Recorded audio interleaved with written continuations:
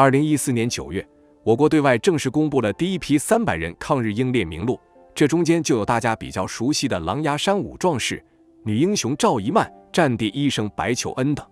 然而，令人诧异的是，这份名单中居然还有一名日本人，他的名字叫宫川英男。那一个日本人为何会被称为抗日英烈呢？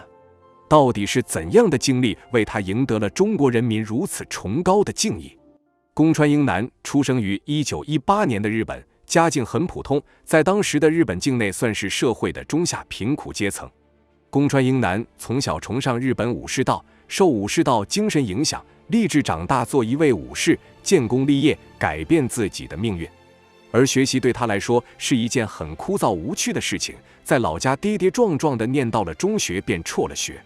但宫川英男作为家里的重要劳力，为了维持家里的生计，他还选择跟着邻县一位老匠人学起了手艺。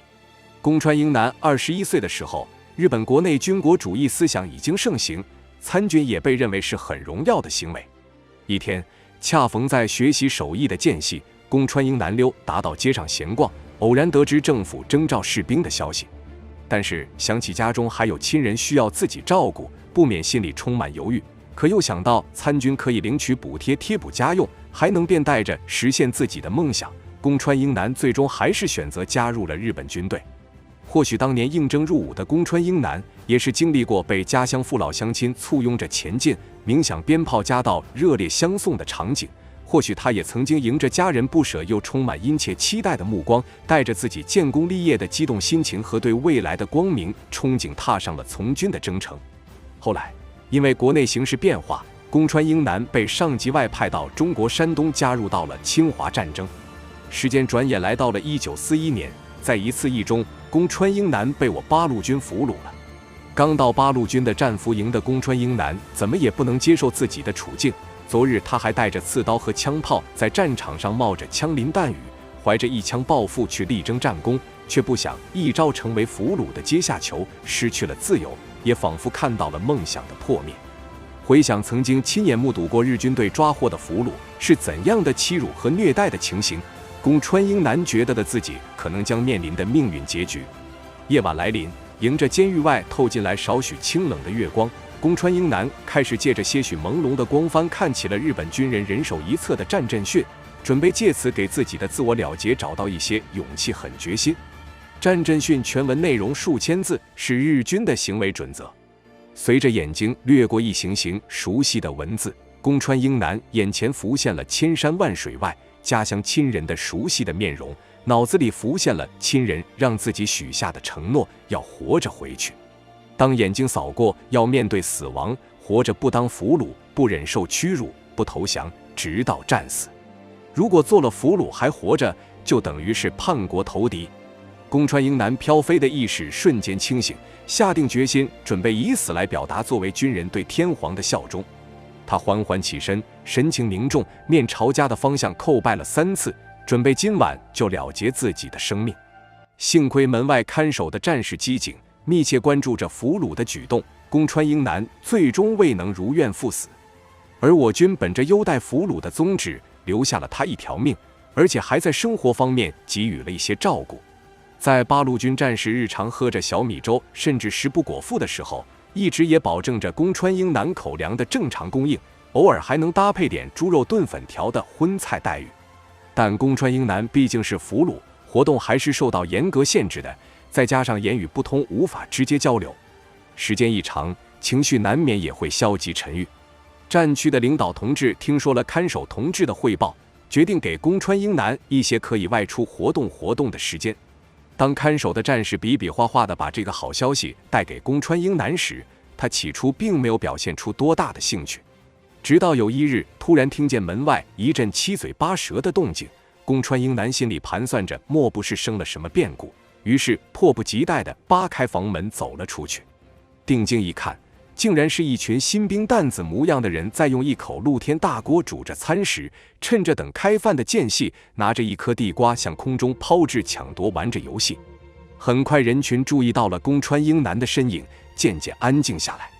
宫川英男从战士们的脸色看得出来，自己并不受欢迎，甚至有年幼的战士骂骂咧咧，准备冲过来教训宫川英男一顿出气，但是被年长一些的伙伴拦腰抱起给拦下来了。另一边，宫川英男倒似乎已经做好了挨揍的准备，双眼紧闭，双手抱头。等听的人群嘈噪声安静下来，便垂下双手，打量起这个准备冲过来揍自己一顿的小兵。小兵最多20岁出头，身上的衣服明显有些不太合身，而且挂满了层层补丁。眼前这个小伙子似乎一下子让他想到了当年自己刚刚加入军队的情形。院子里人群安静下来后，柴火燃烧的噼啪声和水沸腾的声音反而倒占了上风，格外明显了起来。随着脚步的移动，透过人群的缝隙，他看清楚了锅里煮着的东西。绿色的汤汁随着火苗起伏在锅里不停翻滚着，伴随翻涌的还有一锅面目模糊的东西，清秀飘过来的空气里似乎还带着些蒲公英叶子的微微苦味。不多时，战士们围坐一起准备开饭，宫川英男的放风时间也到点了。回到房间的宫川英男回想起最近一段时间自己的伙食和门外所见吃食的不同，心里好像有什么东西隐隐有些颤动了。宫川英男曾经在部队时听闻八路军是一群小米加步枪配置的士兵，与日军战力悬殊，这倒也让自己多了几分胆气。但当自己亲眼见到这里的条件的艰苦时，还是觉得不可思议。宫川英男不相信这样的八路军会像自己之前部队领导那样对他们国家有不轨之心。之后，宫川英男的情绪似乎也从最开始的消极抵触有了缓和的迹象。战地政委见状，心里多了几分欣慰。为了与宫川英男取得沟通，特地找到一位会一些日语的同志，在其陪同下试着与宫川英男进行了多次交流。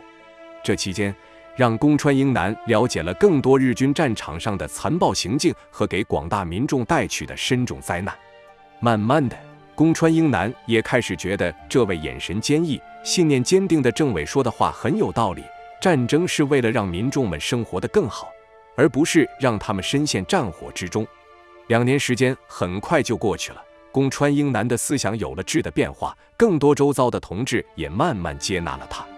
他开始跟同吃同住的士兵们熟络起来，自己也开始穿打补丁的衣服，对同为俘虏但是言辞轻浮的人做起了工作。后来还主动提出申请。宫川英男还加入了山东当地的反战同盟会，在通过考察后被派到长清县开展工作。人说一颗顽固的石头心肠捂不热，野地的孤狼胃不熟，但是八路军的同志们做到了。反战同盟会是被俘虏的日本低阶军士组成的组织，他们主要面向侵华日军和俘虏进行反战思想宣传和教育工作。当时总部设立在革命根据地延安，并在全国各地都设有支部。宫川英男毕竟是一个日本人，他更熟悉侵华日军的心理，由他向自己的同胞喊话，宣传反战思想，更事半功倍。宫川英男当时工作所在支部主要开展津浦铁路沿线宣传工作。虽然他的文化程度不算高，但是他通过自己在战俘前期接受教育的过程，对日本军国主义的极端与扭曲进行了深刻反思，加上自己在日军部队服过役，更能共情，特别是底层士兵的心理。为此，宫川英男在日军出没区以游击战形式，持续向战场分发反战宣传单和慰问信，进行反战思想宣传。更是发挥自己绘画的技能，在宣传单上绘制了具有日本特色的人物和景物宣传画，并配上感人的话语，如士兵不是牛马，妈妈盼你回家，不做无谓牺牲等。这些举动在作战区确实起到了不小宣传反战的作用，动摇着日本底层士兵的军心。再加上当时抗战已经持续了好几年，远在异乡作战的日本士兵逐渐有了厌战情绪和思乡心结。在一次日本樱花节期间，宫川英男利用分发出去的慰问品和慰问袋，成功突破一名日本武长的心理防线，在一次长官严厉的责骂并被关禁闭途中逃出营地，并愿意放下武器，主动选择投诚。但是宫川英男这样的做法，在当地日军作战指挥官看来是赤裸裸的叛徒行径和挑衅行为，对外放出狠话来，愿意花价值一架战机的价钱，约1000万用于捉拿宫川英男，甚至还秘密策划准备暗中铲除宫川英男。魂落异乡，却赢得一个民族的尊重，但宫川英男经过几年的反战宣传工作，已经积累了一些经验，总能轻松逃脱。后来他还成长为所在区域的反战同盟宣传支部主任。但1945年6月的一天，宫川英男与战友李洛夫一起在万德西关庄附近开展反战宣传工作途中，却发生了意外。由于行动路线被泄密，刚到万德西关庄不久的小分队就遭遇到一群日本军人的围堵。宫川英男与李洛夫优先选择把带在身边的文件藏好后，准备向外突围，但在突围途中，宫川英男不幸负伤。之后，为了躲避，大家躲进了杂乱的草垛中。日本士兵为了搜捕，便拿着刺刀对着草垛一路砍杀。敌我力量悬殊，眼见危险步步接近而来，情况十分危急。为了掩护同行的战友李洛夫，宫川英男选择主动暴露自己，开枪击杀2名日本士兵后，用最后剩余的1颗子弹结束了自己的生命，年仅27岁。由于宫川英男吸引了敌军注意力，最终帮助李洛夫成功脱险。事后，宫川英男的遗体被日本军人带回交差，但是已经与中国人民结下了良好情谊的宫川英男不会就此被放弃。为了抢回宫川英男的遗体，他原来所在的津浦铁路对日军工作队的同志们在区武工队的积极配合下，经过策划，冒着倾盆大雨，冲破敌人设置的封锁，将他的遗体抢了回来，并将他安葬在了我方根据地孙家土村附近。当时被他掩护获救的李洛夫，为了报答宫川英男救命的恩情，自己带着子孙几代人，甘愿为宫川英男当起了守墓人。时光飞逝，但中国人民没有忘记他。在1980年清明节前夕，宫川英男的墓被正式迁移到石林山革命烈士公墓，并树立了烈士墓碑。半个多世纪过去了，经过李洛夫及其后人的辗转努力，于2006年成功联系到宫川英男在日本的外甥女，并将其骨灰移送回日本，安眠在富士山下，落叶归根。故事还未结束。2014年9月1日，宫川英男被列入民政部公布的第一批300名著名抗日英烈和英雄群体名录中。至此，宫川英男算是获得了中国官方的正式认定，成为了一位获得一个民族认可的日籍英烈。世界反法西斯战争已经结束了70多年了，战场硝烟早已经随风消散，当年血肉横飞、满地焦土的战场已经被自然的新生力量换了一副新的面貌，但是战争给人留下的伤痛还在持续。历史虽然不语，但它已经给出答案。像宫川英男这样的存在，给了那些不承认侵华暴行的战争罪犯一记响亮的耳光。